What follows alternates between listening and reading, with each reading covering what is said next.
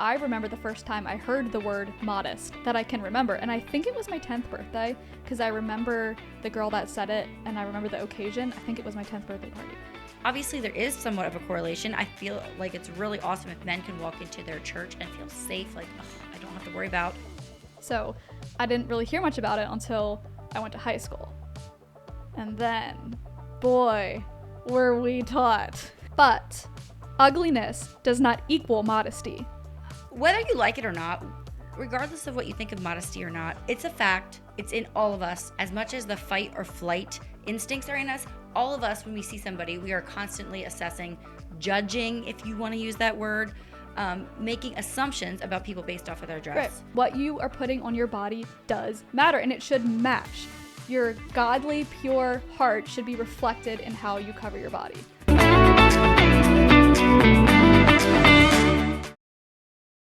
So today I got like the valet golden ticket treatment at the grocery store. You guys know I'm such a fan of Aldi. I love how straightforward it is. The prices are great. I go in there, I can pretty much shop with my eyes shut. You know, they have the same things all the time. But today I saw our family-owned market was having a meat sale. And so I went there, I had to pick up a few things, and it was quite the bougie experience. First of all, they saw that I had my 3 little boys with me. And so I love how family-owned markets will hire like special needs people and stuff to be the cart people. I know Aldi doesn't have any workers really, but I think that's really cool that they employ people that Weaver Markets does that too. Anyway, and so he gave me a cart and I did my shopping. They had like a little display of like clementines and bananas. The kids could get whatever they wanted.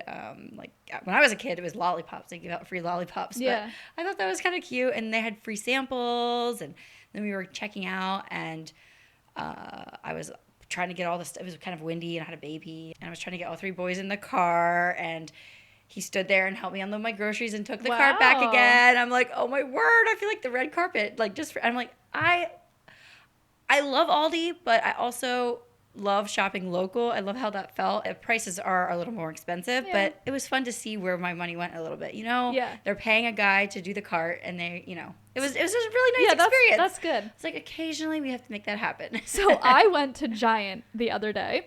And Giant is just a regular big box grocery store in this area. And as I was checking out, I wanted to make sure my rewards card worked, because in the past I thought it wasn't working. So I was like, I want to make sure, because I got a lot of stuff. And I was like, I wanted to make sure it worked on this order. She's like, yeah, Giant is expensive. And then she started talking about Aldi and how great Aldi is. And I'm like feeling the need to justify my choice to shop at Giant to the Giant checkout girl. I'm like, yeah, we're going to the cabin. And I wanted like nice things, and I wanted a good selection of hers, but I do like Aldi too. And I'm like, this is ridiculous. This girl should be fired or work at Aldi. It was so funny. I wonder if she was trying to get her way out the door. I don't know. But no, I was thinking, I bet Giant pays their employees better than Aldi does. And that's the reason she works at Giant and shops at Aldi. Yeah. But I forget what I wanted, but I wanted something that I knew I probably name brand Doritos or something. No, it wasn't. It was just like I wanted like a big selection of things. And anyway, so much for the grocery digression. Yeah. Today we are diving or not diving into a certain topic that people just kind of naturally expect gals like us to address and talk about. So we'll get into that, or not get into that, in a little bit. Why don't we do our homemaker helper first? Okay, I have our homemaker helper today. Here's a listener homemaker from Czechia. Czechoslovakia? It just says Czechia. Anyway, I have a question for homemaker helper. How do you deal with children's clothes that they outgrow up? When and how do you sort it and store it for the next season or the next kid? So this, I think, changes as your children age. When they're babies, some of the things stay nicer and you can pass it on. For my kids at their stages, I go through their clothes every season, and if there is anything nice enough to consign, which is mostly things that they didn't wear, that I bought and they didn't like, then I'll consign it. Anything else is either consigning or trash, because there's really not much in between, and they pass some things down, but like jeans, they don't really pass down because they get holes in by the time one kid's done with them. They wear their clothes longer now, so they wear them out. So then I save things that I think they might wear next winter, because they are of a size now where they can maybe wear a set of clothing 2 years. So I keep what I think needs to be kept, trash a lot, because it's literally like in shreds and stained up like crazy, and then consign what I can. Yeah. So and it's we're kinda- both buying the same priced kind of stuff, Cat and Jack, Yeah. Old Navy.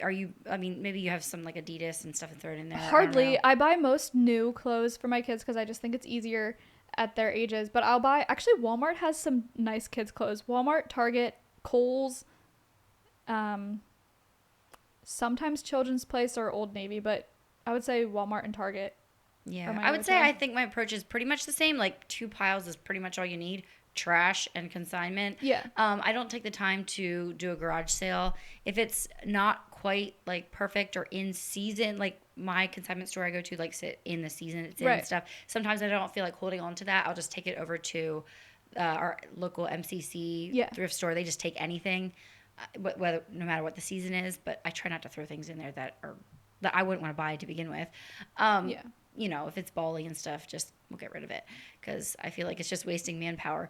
Exactly. I will try to link below. I have some soft bodied bags that I use to store things. They're kind of big though. I'm pretty minimalistic with my clothes. That's the other thing. I think my tip is just to buy them only like 7 to 10 outfits per season. And then by the end of that season, they're ready to be thrown out. I have 3 boys in a row. So the only thing I'm planning on passing down is maybe church clothes and some jeans, that kind of thing.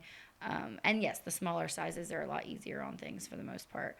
But yeah, I will try to link those bags that I use down below. And then for Ivani, I just have one daughter, so there's not really any need to pass things down. I could find a little girl maybe a little bit smaller than her. Maybe that's what I should do, that I could pass things down to. But she's hard on her clothing, honestly. Yeah. And so her nice church stuff, I just consign. Yeah.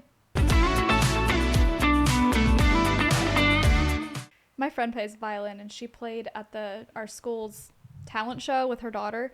Her daughter played piano, I think, and she played. I was just so proud of her. I'm like, you're a mom of 6, and you're up there playing the violin. Like, I almost cried. I was just so proud of her because I remember her playing violin like since she was a little girl, and I've watched her like learn it all the way up. But that's the most interest I have in it.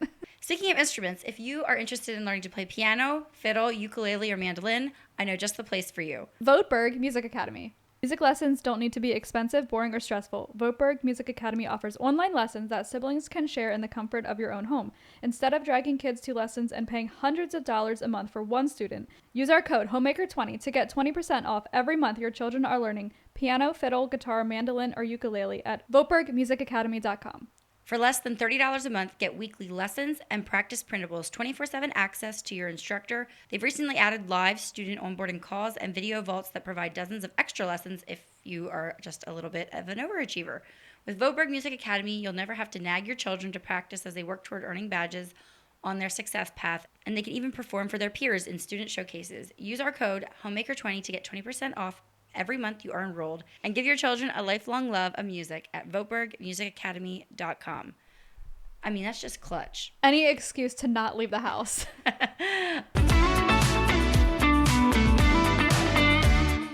So today we come to you with a topic that we don't really feel qualified to talk about. We don't even really want to talk about it.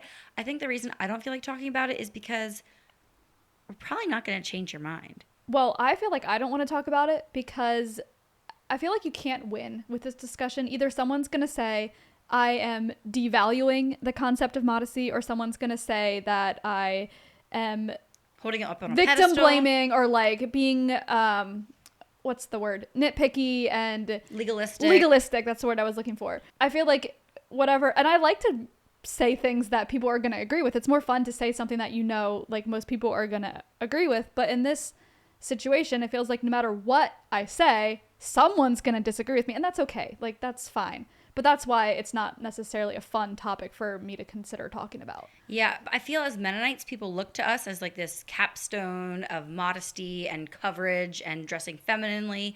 But I think also we feel a little bit unattainable or unrelatable in some ways. We're not we're not in the mainstream world as much. We have a lot of positive peer pressure. It's a lot easier for us to just feel support from our community. But then another reason I don't want to talk about it is because I am a Mennonite, and I'm just used to people not thinking exactly the way I think, and it doesn't bother me. I'm not expecting everybody to dress like I do, look like I do. When I go out into the world, I just expect to see the immodesty, and I don't really feel like I'm judging people left and right because it's just what I expect. Right. How do we expect people out there in the world to dress in a God-honoring way when they don't even know God. Like, Right. we need to have compassion for those people. They were not taught that. It's just not even in my thinking, really, to look at somebody, in a crop top and leggings and scorn them. Right. I'm more like, I don't know. I just something that I feel like my whole life it's just been there, and we know that's not how I dress or choose to dress, and I'm not expecting my values to be shoved down other people's throats. Right. I wasn't sheltered as a child either. I mean, yes, I was sheltered in a lot of ways, but like we went to the beach, I saw how the world dresses, how society dresses. So it has to be pretty bad, I guess, for me to like think twice about it. Yeah, and I would think that's probably a shared experience for a lot of people, I'm guessing. But now when it comes into our churches and the courtroom or something. Yeah, like I know people who, would think it's wrong to take their kids to the beach because it will expose them to immodesty, which I respect that. But my heart would be to teach our sons and our children to respect people no matter what they're wearing. Do you remember when modesty first came into your realm of consciousness? Yeah, well, I was just thinking on the way over here that I remember the first time I heard the word modest that I can remember. And I think it was my 10th birthday because I remember the girl that said it and I remember the occasion. I think it was my 10th birthday party. I remember her saying, and I was like, what does that mean? Like, what do you mean? And she explained what she meant by, which I don't remember that part. But my point is that it's not something that was pounded into me as a young girl. Like, I just wore what my mom told me to wear, and no one ever told me what I was wearing wasn't modest or not modest. Even as a teenager, I don't remember my parents telling me things were modest or not. Like, yeah, I knew the standards, but that's because I went to a church with a very strict guideline and strict dress code. Like, I didn't hear about modesty at church because it wasn't necessarily an issue because everyone was wearing a cape dress. So it wasn't really talked about. Now, I don't know if that's necessarily a good thing because we weren't really told why we were to wear the things that we were wearing. But my point is that as a child, this was not something that was drilled into me or something that was even really taught. So I didn't really hear much about it until I went to high school. And then, boy, were we taught. Yeah, so without getting specific, we were given specific ways in which to dress or not to dress that would sexualize our bodies or be a stumbling block to the men in our life. Down to the way, like, a hemline was, or, which direction a seam fell. And, like, or where, crazy stuff that was, like, it would only take somebody who's looking and imagining and trying to... And now that thought's in their mind. Like, before, I'm thinking about the guys in my class. Like, they wouldn't have thought of it. I can guarantee you they were not thinking about the seams in your skirt. Like, I mean, unless I'm way off, but I don't think they were. Now they are. Because you brought it up. We were told not to wear these things. And now some sensitive girls, probably not me, but some sensitive girls are like, oh my word, like what else am I doing wrong? And, being a stumbling block to my brother in Christ, causing him to sin. And that doesn't sit well with me. Back then I was just like, whatever. I mean, I guess I trusted these people. And I'm not saying like everything they said was wrong. I think they meant well. But looking back, I'm like, was that really the best way to go about teaching young adults about modesty? I feel like there's so many ways we can take this topic, and I think we've decided we're going to speak mostly to women who have children, and because most of us have formed our opinions and our outlook on modesty already. I don't know if we're going to be making any of you guys feel drastically different than the way you feel. If you're clicked on this episode, you probably are at least interested in it. You maybe dress modestly already. But how can we instill that in the next generation without being legalistic, without pointing out all the little things, and especially we have sons. I have 3 and you have 2. Like, how do we teach them to look at people and value them as people? And I mean, yeah, how do you focus on when people's body parts are just there, you know? So I think we can first of all turn to the Bible. 1 Timothy 2:9-10. Likewise also that women should adorn themselves in respectable apparel, with modesty and self-control, not with braided hair and gold or pearls or costly attire, but with what is proper for women who profess godliness, with good works. And 1 Peter 3, your beauty should not come from outward adornment, such as elaborate hairstyles and the wearing of gold jewelry or fine clothes. Rather, it should be that of your inner self, the unfading beauty of a gentle and quiet spirit, which is of great worth in God's sight. Those verses are beautiful. They acknowledge that women want to look beautiful. Yeah. We value beauty. And I think you can do a lot of research on the historical background of this to have more context when you read these verses. You can dig deep and you can learn more about the culture of the time, and it can really make these verses make more sense. But I don't think you have to. I think you can read these verses and take them for what they are, and you're going to come to basically the same conclusion you would if you studied the culture. Now, maybe that is controversial, but I mean, without getting too like Sunday school teacher or whatever, I think most of the Bible, the important things, I think you could read the Bible in any valid translation. And without doing any additional study or research, I think you can read the Bible, understand the gospel, become a Christian, and follow Jesus. I don't think all of the context, cultural things are absolutely necessary to understand the gospel message. Helpful, yes, and it can deepen your faith, and you can always learn more and more and more. But that's the beauty of the Bible, that it speaks through the ages, and culture is irrelevant to the true meaning of the gospel. Now, we're not necessarily talking about the gospel, but I think, yeah, you can get more clues about what this exactly means by looking at the culture. But when you read those verses, it's still pretty simple. Your beauty comes from the inside, but what you are putting on your body does matter, and it should match. Your godly, pure heart should be reflected in how you cover your body. Which is the point I wanted to bring up when we were talking about this. Me and Jana were going back and forth on Snapchats and getting fired up here. But whether you like it or not, regardless of what you think of modesty or not, it's a fact.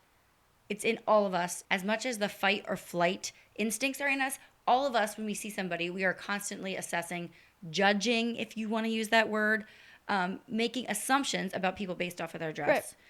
It's just what we do. It's all we have to go off of. You know, the Bible says man looks on the outward appearance, but the Lord looks at the heart.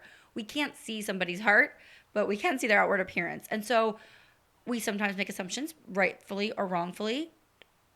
You have to acknowledge it no matter what you think about modesty. People are looking at you, and they're either seeing somebody who cared about their appearance and took the time to comb their hair, put something respectable on, or maybe somebody who's in a rush, has dark circles under their eyes. I mean, they're still loved by God and everything, but right. It's, oh, maybe she is just a little overwhelmed. She has 4 little children and she's not getting much sleep. You know, these are just the benign little judgments we're making all the time. So when we say the word judge, that's kind of the context we're talking about here.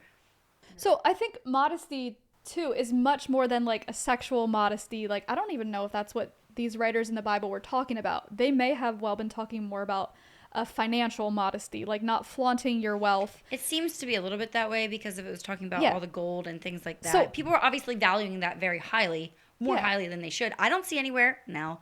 A lot of Mennonites culturally have looked at that verse and said, this means we should not wear any jewelry, which I totally respect that. No, as long as it's from like Claire's or the Five and Dime or whatever, it's fine. But I don't see in those verses it's necessarily condemning jewelry. I think it's saying you guys have way too much importance on this. So is it modest to like wear $1,000 suit? Or, I mean, you can take this so much further than even just clothing. Is it modest to go on a very expensive hunting trip or exotic vacation or a golf trip or whatever, if we're talking about financial modesty? But that is also a whole different topic. I think these verses clearly are talking about the things we put on our body. So because they know we like the and like things. I have to admit, I was like, I'm gonna look up these verses and like I'm gonna get out of this discussion. And you know, like I don't necessarily want to be told what to wear, and I don't like to be told, and I don't want to tell other people. Right. So I was like, you know, I'm gonna read the verses again because I hadn't read them for a while, and like I'm gonna find. And I couldn't. Like the verse that is clearly talking to women about what they're wearing on their bodies. So it does matter. But ugliness does not equal modesty. Yeah, I think there's some perversion of that influence and that idea in some Mennonite cultures. The more simple and drab is considered more modest in some cultures. And I mean, it's fine to dress. Like, it's not, you don't have to wear pretty clothing. That's not a requirement. But it's not wrong to look attractive. No, God created us with a desire to be beautiful and the desire to value beautiful things. So there's nothing wrong with that.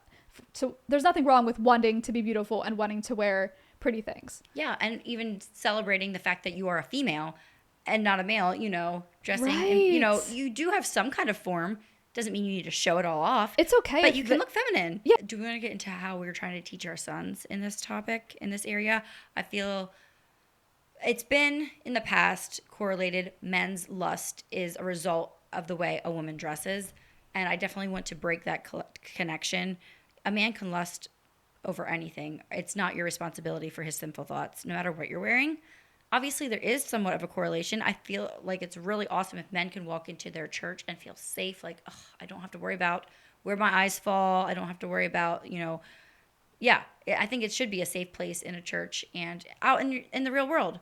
But it's also not solely a woman's responsibility for what she's wearing if a guy is going to lust after her. And I think history has proven, and we've clearly been shown in the past however many years, that modesty does not protect from abusers. Like I've just heard so many stories about abuse in plain settings, and it is not gonna protect you from someone that is perverted. Like, it's just not.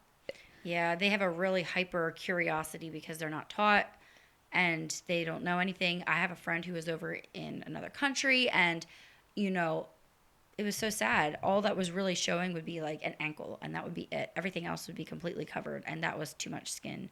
They were just so like, that's just how their culture was so bent towards that. They had like huge red light districts, and it was just crazy. And I would say like very, very modest women. Yeah. Because it was a form of trying to like, don't even look at me. To protect like, yourself. Yeah. So what's the balance between teaching specifically young girls to protect them? Because there is an element that we do need to protect them and teach them how to sit so that they're not, exposing everything, and just how to be feminine and ladylike, but then also maintaining their childish innocence for as long as possible. You mean when to address it and stuff? Yes, exactly. Because we want to teach them to dress to respect themselves and to respect the men that they're around. But yeah, right. I feel like, wouldn't it follow with the whole birds and the bees talk? Naturally, as things come up, you could talk about it. I mean, my daughter at the beach, there's some pretty crazy swimsuits out there. It's kind of funny. My 5-year-old son didn't say anything, but my 6-year-old daughter definitely noticed. Yeah. And I was like, how do I teach her not to like just condemn the person who's like choosing to walk around mostly naked? Yeah. And yeah, I was like, what do I say here? But I don't want to like demonize the person necessarily, because they're just, who knows what their intentions are. Yeah. I mean, as my boys get older, we face this, different times, like asking questions about, something that he saw or what people are wearing. And it's always hard to know what to say.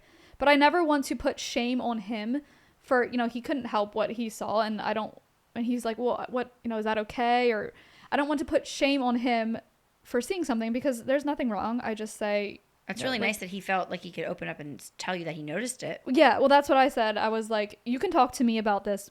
Any questions you have, feel free to come to me. But this is not something that you want to talk to your friends at school about. Like if, a girl's sitting in such a way that you can see up her skirt. Like, you're not going to go to your friend, hey, look, just look away. And then you can talk to me about it later if you want to. But it's not his shame or her shame. Like, there's no one's in the wrong. It's just something that they're growing and learning, and I don't want to. Yeah, I mean, they go from little babies running around naked and right. having not a care in the world. Yeah. And somehow they turn into teenagers that are very like self-conscious of every part of their body. Yeah. So there's kind of that middle ground of they're just figuring it out. Yeah, exactly. I think we all can agree that it's okay to want to look clean, put together, feminine, even like an attractive, welcoming person, with our appearance. That's just not just our clothes, but what we choose to wear. I'm not even touching on the jewelry and the makeup and all. That's for another time. But what about influencers such as myself or even you? I've noticed you've shared some cute clothing on Instagram and stuff already. What about people who talk about modest clothing and then are flaunting it online? I don't know. I think it is something to think about. I mean, I did a few try-ons and I was... I don't think it's... You don't think it's something that... I don't know. Like, it was awkward for me to do, and I was like, should I be doing this? And obviously I decided that, I did it, so I don't know. For me, one of my passions, my heart for my space here online is to make modest attire look attainable, and also to show that it doesn't have to be boring.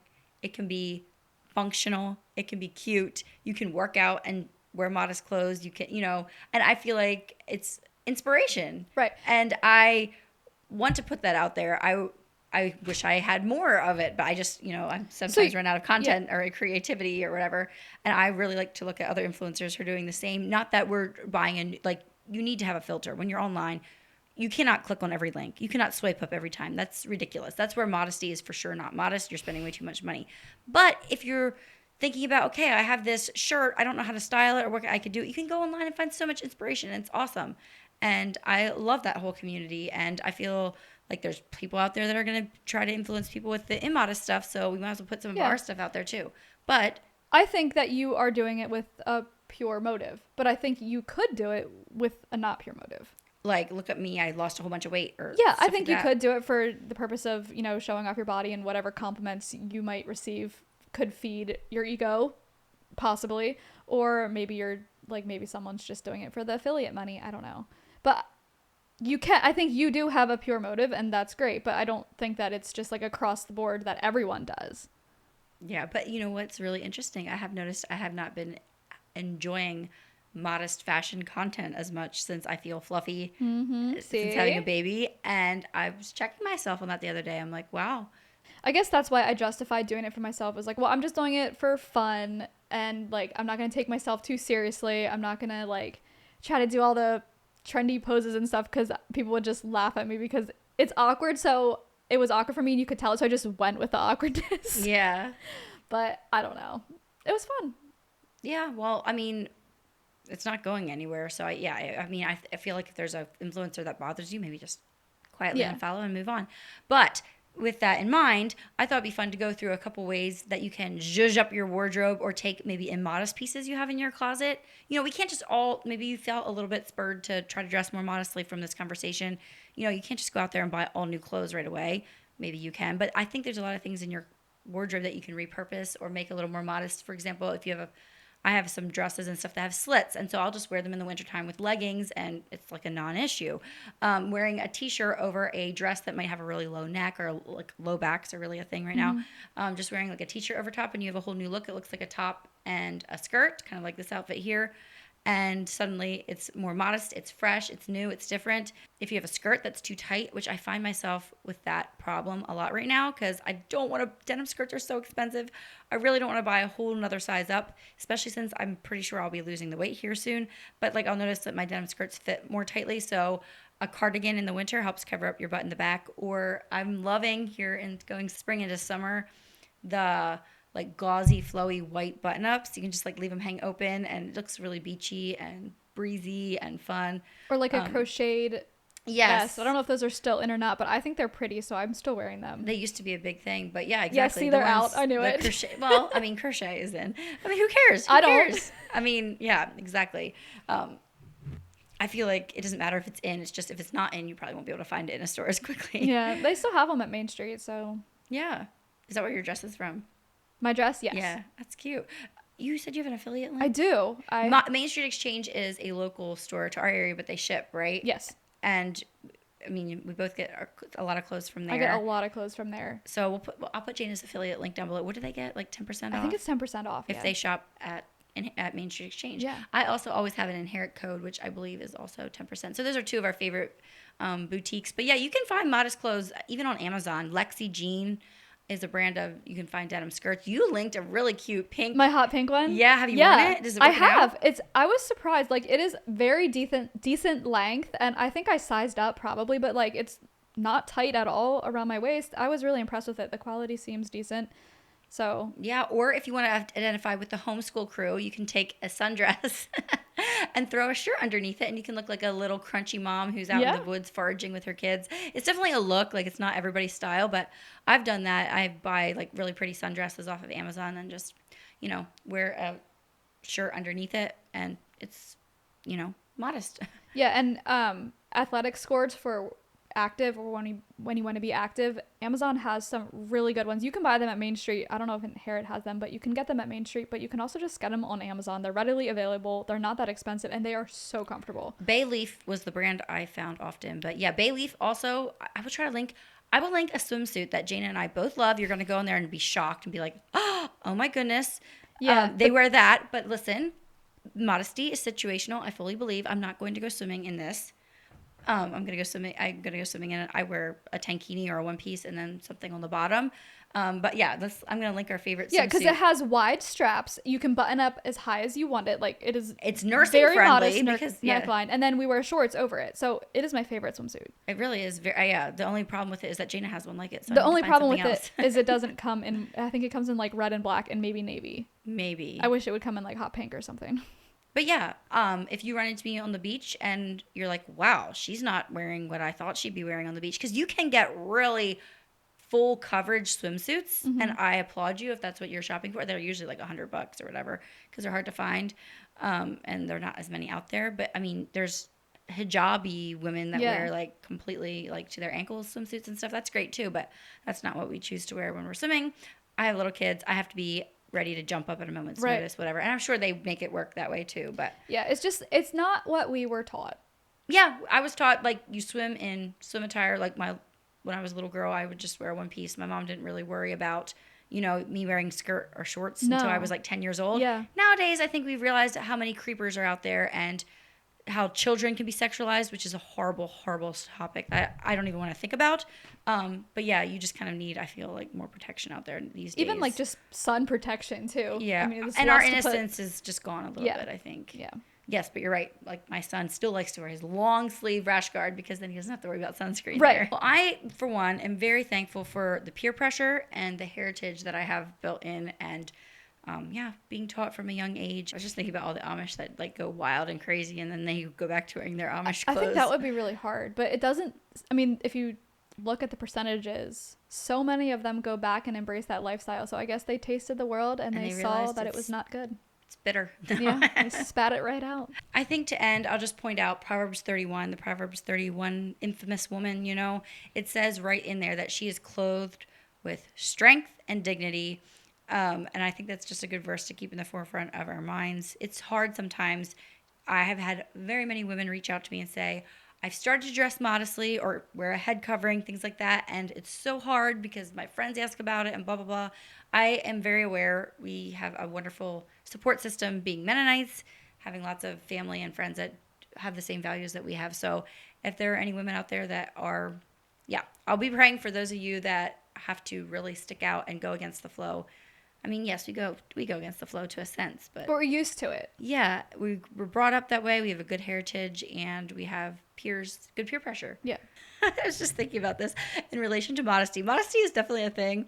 I've already done this. Like Josh will come home from work and he'll be moaning and groaning about how tired he is and blah, blah, blah. And, oh, his back hurts or something.